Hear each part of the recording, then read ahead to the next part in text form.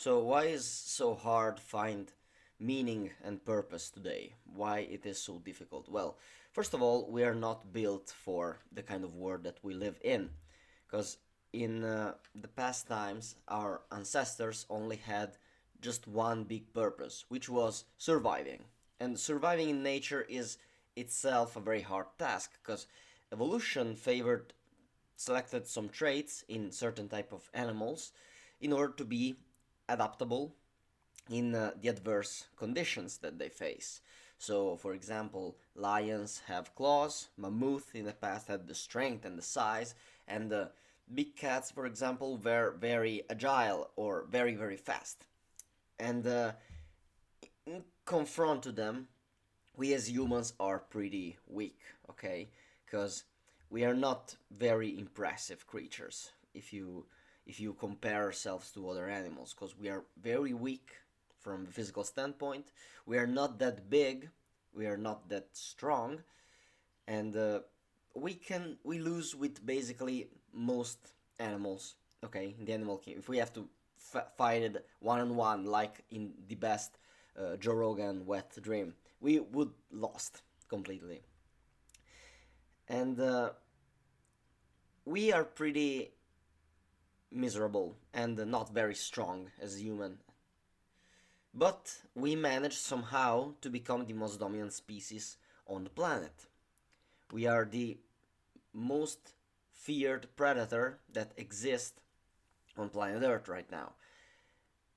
And the reason for it is because animals evolved in the classic way, so they were passing favorable genes from parents to us offspring, and so they become more adapted to the environment, more fitter, let's say, for the environment from one generation to another. Sorry. While we, as humans, were able to evolve to a faster pace because we were not following the evolutionary the genic evolution anyway anymore, sorry. So we were able to develop language and the ability to transmit information with the language and with writings. So that's what I'm doing with you right now. I'm transmitting informations that come from my mouth, from sounds that I make, and come to your ears, and you then elaborate the sounds and gather new pieces of information. Okay? And if you gather this piece of information, you can then modify your behavior in order to become more adaptable to the kind of world that we live in. So imagine how much potent this is. While other species have to wait one generation after another in order to become more fitter for their environment, we as humans could simply just say some shit at the fire and we become more aware of what is going on in the outside world. And with the birth of language and the birth of ideas, so the abstract concepts that we have into our mind, comes the birth of myths. Myths, legends, stories, and all of that. The reason why myths are so important is because all of that, stories, and the birth of religion as a consequence of stories, helped humans to gather into larger group of individuals, because chimps, chimpanzees, which are the our most closer cousins, they are similar to us, but they cannot. The the film what happens in the movie Planet Apes will never happen, and there is a precise reason for it. The reason for it is that chimps gather into a group of 250, 300 individuals before all the groups start collapsing and killing each other. They kill each other because there is always someone who want to become the alpha male. There is always someone who want to climb the hierarchy of the dominance hierarchy into that group. While we as humans can gather ourselves into tribes of millions of people, okay, we can gather ourselves into large groups which we call nations. Imagine nations are just immense huge tribes of people that reunites all themselves into a precise territory with a precise idea of where they belong. Okay, and that's also and that's a thing that was very important. Humans can gather into larger groups, so they become more dangerous. They can exchange information from one another in order to understand better the environment that they live in, and also they were able to modify their environment in order to increase their survivability. We were able to build houses. We can repair from the cold and protect ourselves from the weather. We built walls and weapons in order to defend ourselves from the predators in the wilderness. So then we started to cultivate so that food will grow near to us and we never ran out of food. And we started to build all of that shit together and we created villages. All across the centuries we became better and better and better and doing all of the things, and now in the first world most people live in houses. We can easily access to food, and there are more deaths for overeating than starving actually in the world. With antibiotics and medical advancement we cured infectious diseases and treat majority of acute illnesses. And personally, I don't remember the last time that I had to fear that a bear would eat me alive on my way home. So I believe that what seemed a really difficult task once in our ancestral times, which was surviving, today is kinda granted, okay? It's easy, relatively easy to the past to survive today. So, congratulations, we win the battle for survival, but now what? That's the question that we're trying to answer. And the failure to find an answer to that question is the cause of suffering in the soul of many modern humans. At least that's what I believe.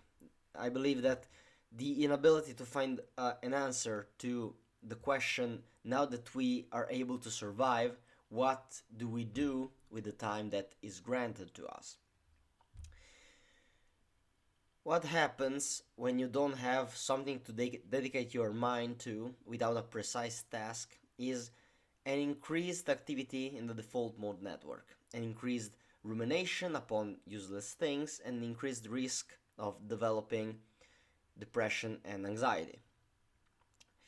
This phenomenon is called psychic entropy, and it's an increased divergence of attention and a consequent suffering of the mind. When you don't have a precise goal into your head, your mind starts to wander, starts to ruminate in search for problems where actually problems don't really exist.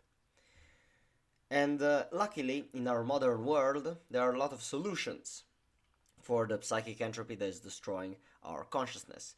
If you simply start diverting your attention towards a lot of different things, you just need something that will converge all of your attention into something. And these are drugs, of course. Drugs like porn, video games, alcohol, weed, social media, gambling, and whatever you can choose. Nicotine and benzodiazepine, whatever you might choose. We have a lot of choice right now in our modern world. And I believe that we all feel this existential dread, and we don't like thinking about it. We don't like thinking about our condition, our actually absurd existence. It's something very heavy. Maybe someone can verbalize it better, but I believe that everyone is suffering from it. And using substances to cope with this dread, with this bad feeling, is a solution in the short term because you're not thinking in the moment about all of that stuff, but in the long run will lead you only to more and more suffering. Because except from the harm that substances cause to your body, Over time that you consume your drug of choice, the pleasure decreases, and we all know that if you're not using the substance after a long period of time in the addiction, you will experience a reduced mood and you will have to use the substance just to feel normal, not even to feel good, not even to not perceive your normal day-to-day rumination, just to feel normal. And that's by the way the how it is called, the hedonic adaptation. That's a phenomenon that we all know. So researching the substance and trying to avoid suffering becomes your purpose. So throwing yourself into the hedonistic lifestyle is not a solution because it won't work in the long run. So what is the solution then? How do you eliminate the suffering from your life? The problem is you don't eliminate the suffering. You can't. First of all, you have to accept that suffering and some degree of grief and pain is part of life. And once you have accepted that suffering and some kind of degree of pain exist and will be part of it, you can decide whether you can just suffer because yes, or you can choose a good cause to suffer for. And there is the famous image of it becomes kind of meme, okay, of Sisyphus who is pushing the rock uphill. And the reason that this is used so much, this become a meme for this modern world, is because this is the solution. Try to find something, a big heavy task that can focus that can narrow your attention and make you focused on something that is worth doing for you. You have to find the biggest metaphorical rock that you can roll and start to push it uphill. Because if your focus is directed towards a freely chosen hard goal, you wouldn't think about the existential dread pending upon you. If the mind is directed towards a valuable goal, the internal order of your mind increases and the psychic entropy is reduced. And if the psychic entropy is reduced, then you are not suffering that much from your existential dread. And I know what you're thinking right now. This is very cool for a metaphorical level, but what can I do practically to find purpose, to fulfill my purpose? And honestly, what I can tell you personally, I don't feel very purposeful right now, and I believe that feeling like you're acting on purpose, you're acting and doing something that is worth doing, you won't always feel like that in your life. I don't feel like that right now. I'm very lost right now.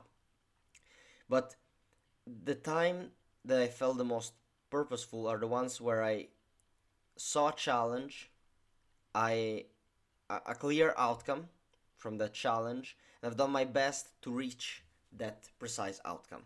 It doesn't have to be perfect, it doesn't have to be the thing that you dedicate all your life to, but you're gonna try and take action and just see what happens. I know that it's scary to do the see what happens because you want certainty, you want to know what is gonna happen. But the fact is, you want, and if you really think about it, it would be less interesting.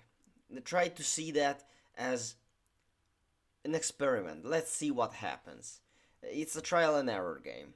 And here's a couple of questions that you can use to start finding purpose, start doing something that might be uh, important for you. The questions are: number one, what bothers me around my environment that I would and could fix? What is something that is slightly out of my reach but I can achieve with the right amount of work? And question number three, what is the project that often comes to my mind and I'm not working towards it because of fear of or laziness? And the fact is, don't think too big. Don't think about, oh, I have to save the world or I have to do this big enterprise. Don't think that much big. Start with little things in your environment or in your day-to-day life that you can improve. Fix that broken tube. Clean your desk, and because you're not doing it for a long time. Start take care of your physical health, of your mental health. Um, do that call that friend that you don't see for a long time. So start very small.